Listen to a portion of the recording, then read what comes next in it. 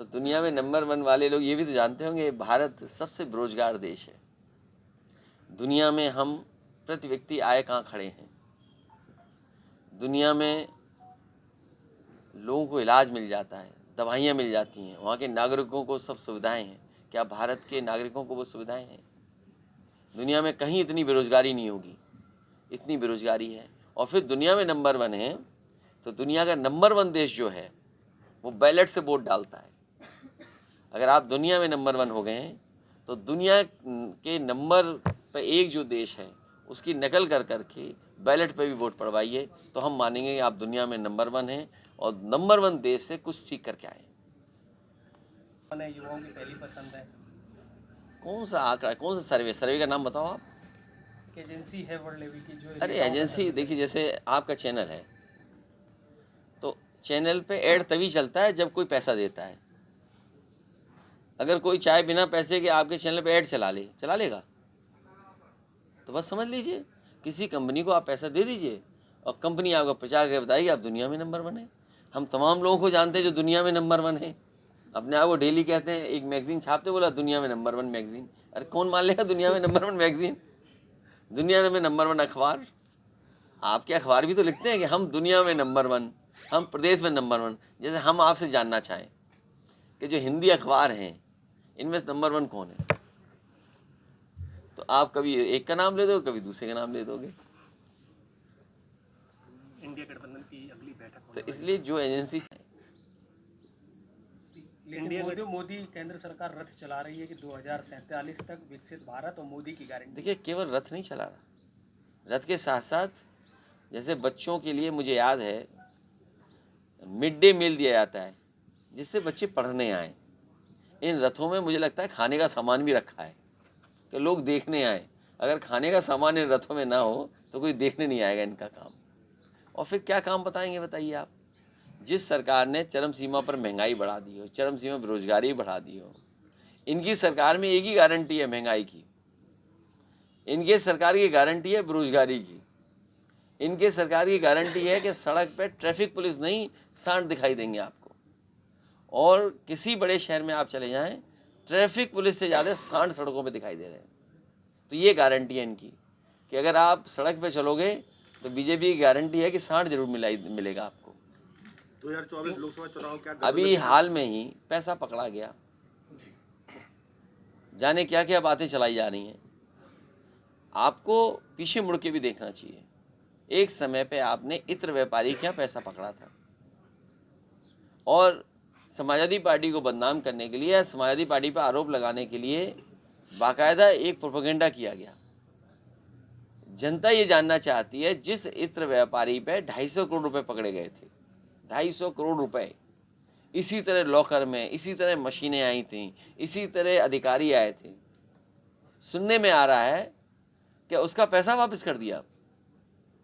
तो आखिरकार क्यों पैसा वापस कर दिया? अगर पैसा नहीं वापस किया है तो सरकार बताए, जिसके यहाँ 250 करोड़ रुपए पकड़े गए थे, जिस पे आरोप लगे थे बेईमानी के, भ्रष्टाचार के, तो आखिरकार सरकार ने क्यों वापस कर दिया? तो नोटबंदी जो स्कीम थी इनकी, उसके लिए क्या ये स्मारक बनवाएंगे? क्या नोटबंदी या इस तरह नोट पकड़ा जा रहा है, क्या इसके लिए स्मारक बनवाएंगे उस पैसे से? और स्मारक में कम से कम बीजेपी को माफीनामा लिखना चाहिए उसमें कि उनका फैसला गलत था। आज भी लोग काला धन बना रहे हैं, और काला धन अगर बन रहा है तो इनकी पॉलिसी की गलती है। आखिर क्या पॉलिसी है जिसके तहत लोग काला धन बना ले रहे हैं, और इतना बना ले रहे हैं कि मशीनें लगा करके गिनना पड़ रहा है? तो ये पॉलिसी किसकी खराब है? तो फिर नोटबंदी का क्या हुआ कि अगर नोटबंदी से ही काला धन खत्म होना था तो अब तो काला धन लॉकरों में दिखाई दे रहा है। और फिर जिस इत्र व्यापारी के पास 250 करोड़ रुपए पकड़े गए थे, क्या पैसा वापस नहीं ले लिया इन्होंने, या वापस तो नहीं दे दिया? मुख्यमंत्री तय नहीं कर पा रहे हैं, क्या लगता है आपको? अब बहुमत मिल गया है, मुख्यमंत्री भी बहुत जल्दी वो तय कर लेंगे। इसमें अब कोई क्या समय ही लग सकता है, सरकार थोड़ी रोक पाएगा कोई बनने से। समय जरूर लगेगा लेकिन कोई रोक नहीं सकता सरकार बनने से। लेकिन बसपा ने अपना उत्तराधिकारी अब बदलने की घोषणा कर दी है। अब आपका चैनल, आपके चैनल में कोई उत्तराधिकारी का आ जाएगा, उत्तराधिकारी उसकी क्या है? वो तो चैनल तो चलेगा ना। हाँ, हमें उम्मीद है कि बीजेपी से दूरी बनी रहेगी उनकी।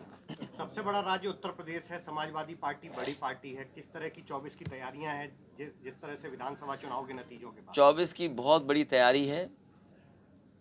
उत्तर प्रदेश से ही बीजेपी आई थी, 14 में आए थे, 24 में चले जाएंगे। और सवाल वैसे के वैसे हैं। आप यहाँ जहाँ हम लोग बैठे हैं, समाजवादी पार्टी के कार्यकर्ता हैं, उनके कार्यक्रम में हम लोग शामिल होने आए हैं। आसपास सब किसान रहते हैं, जो हम लोग आप लोग बैठे दिख रहे हैं सब किसान हैं। बीजेपी वाले बताएं कि आय दोगुनी हो गई, क्या धान खरीदा गया। यहीं पास में 100 एकड़ में लगभग मंडी बन रही थी, जितना समाजवादियों ने बनाई उतनी ही बनी, उसके बाद मंडी नहीं बनी। सुना है यहाँ पर ज़मीन चिन्हित की जा रही है, नोटिफिकेशन हो रहा है कि कोई इंडस्ट्रियल हब बनेगा। अरे बीजेपी वालों, कब झूठ बोलना बंद करोगे? आपने कहा कि बुंदेलखंड में मिसाइल बनेगी, टैंक बनेंगे, बम बनेंगे। अभी तक बुंदेलखंड में एक सुतली बम नहीं बना पाए बीजेपी के लोग। तो डिफेंस एक्सपो के नाम पे एमओयू किए। अभी मुख्यमंत्री जी कह रहे थे, हालांकि मुख्यमंत्री जी का एक डायलॉग बहुत लोकप्रिय है, 46 में 56, लेकिन उसके बावजूद भी वो कह रहे थे कि 40 लाख करोड़ का एमओयू हुआ है। आखिरकार ज़मीन पर कितना पहुंचा है? और अगर ज़मीन पर पहुंचा है तो कितने लोगों को नौकरी और कितने लोगों को रोज़गार मिला है उस एमओयू के माध्यम से? सुनने में तो ये आ रहा है कि एमओयू जिन्होंने किए थे उन्हें अधिकारी ढूंढ रहे हैं। हो सकता है कुछ दिनों के बाद एसटीएफ ढूंढे, क्योंकि वो मिलने वाले नहीं हैं। अब एमओयू तो कर लिया उन्होंने, लेकिन वो भाग गए, अब छोड़ के चले गए उद्योगपति। आखिरकार ऐसा क्यों हो रहा है? तो जो प्रदेश सरकार ये कह रही थी कि 40 लाख करोड़ के एमओयू हुए हैं, इन्वेस्टमेंट आएगा, आखिरकार इन्वेस्टमेंट क्यों नहीं आ रहा? और फिर इन्वेस्टमेंट इटावा में क्यों आएगा? हमें तो इटावा देखना है। मान लीजिए अगर आप हम सब लोग इटावा मैनपुरी के आसपास के लोग हैं, बताइए अगर कोई इन्वेस्टमेंट यहाँ पर आया हो और फिर सरकार क्या कहती है, हम $1 ट्रिलियन इकोनॉमी बनाएंगे। जिस सरकार की अर्थव्यवस्था चौपट हो, 60 से लेकर के 70% पैसा न खर्च कर पा रहे हो, गड्ढे न भर पा रहे हो, गरीब को अस्पताल में इलाज न दे पा रहे हो, वो क्या $1 ट्रिलियन इकोनॉमी बनाएंगे? $1 ट्रिलियन इकोनॉमी के लिए आपको पैसा खर्च करना पड़ेगा।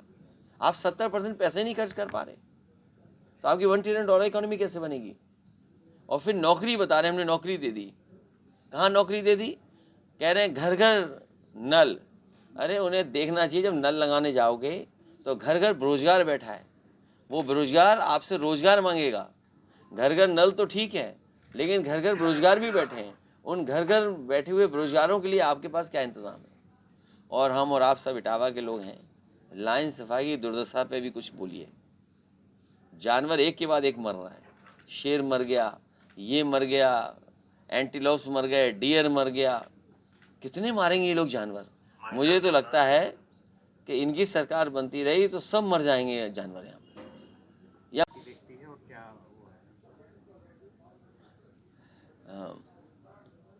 370 को लेकर के पूरे देश में बहस हुई, और मुझे याद है उस समय जब 370 को लेकर के लोकसभा में बहस हो रही थी, उस समय भी पार्टी के पक्ष में मैं खड़े होकर के बोल रहा था। उस समय जो सवाल खड़े किए गए थे, केवल समाजवादी पार्टी की तरफ से नहीं, बल्कि अन्य दलों ने, और ख़ासकर जो चुन कर के आते हैं कश्मीर से, जम्मू से, उनके लीडर्स ने भी कुछ सवाल सरकार से पूछे थे। कई सवालों का जवाब सरकार नहीं दे पाई थी। कई अंतोगत्वा उन्हें सुप्रीम कोर्ट की तरफ जाना पड़ा। आज जब सुप्रीम कोर्ट का फैसला आया है, तो सुप्रीम कोर्ट के फैसले के बाद कोई अब नई बात नहीं कही जा सकती है। सुप्रीम कोर्ट का फैसला जो आया उससे पूरे के पूरे लोग अपना तर्क दे सकते हैं, लेकिन सहमत हैं। सुप्रीम कोर्ट के फैसले के बाद कोई बात बनती नहीं है। लेकिन कुछ लोग हैं या कुछ साथी हैं जो अभी भी ये सोचते होंगे कि उनकी जो जिस भावना से 370 लागू हुई थी, उस भावना के पक्ष में निर्णय नहीं है। लेकिन सुप्रीम कोर्ट का फैसला अब आ गया है, सभी उसको मानेंगे। लेकिन कुछ सवाल ऐसे हैं सीमा की सुरक्षा को लेकर के, भारतीय जनता पार्टी को सीमा की सुरक्षा को लेकर के और ठोस क्या फैसले उठाएंगे वो बताने पड़ेंगे देश की जनता को। क्योंकि इधर जब लद्दाख को लेकर के सवाल खड़े हुए थे और चीन अंदर आ गया था और अभी भी वहीं बैठा है जहां पर उसको बैठना था, वो पीछे नहीं हटा है। तो प्रदेशों का बंटवारा हो गया, 370 हट गई, लेकिन चीन के लोग अंदर आ गए। कश्मीर और विधानसभा का डिलिमिटेशन को लेकर के जो सवाल खड़े हुए थे कि कुछ सीटें अभी भी खाली हैं वहाँ, समाजवादी पार्टी ने उस समय पूछा था कि जो सीटें खाली हैं वो कब भरी जाएंगी, क्योंकि पीओके आपका हिस्सा नहीं है, लेकिन आप उसको स्वीकार भी नहीं करते हैं, तो वो सीटें आज भी खाली हैं। क्या भारतीय जनता पार्टी आने वाले समय में उन विधानसभा की सीटों को भरने के लिए कोई फैसला लेगी और आखिरकार कैसे वो भरी जाएंगी, ये बड़ा सवाल है। तो 370 को लेकर के जो सुप्रीम कोर्ट का फैसला है, अब फैसले के बाद कोई कुछ नहीं कह सकता।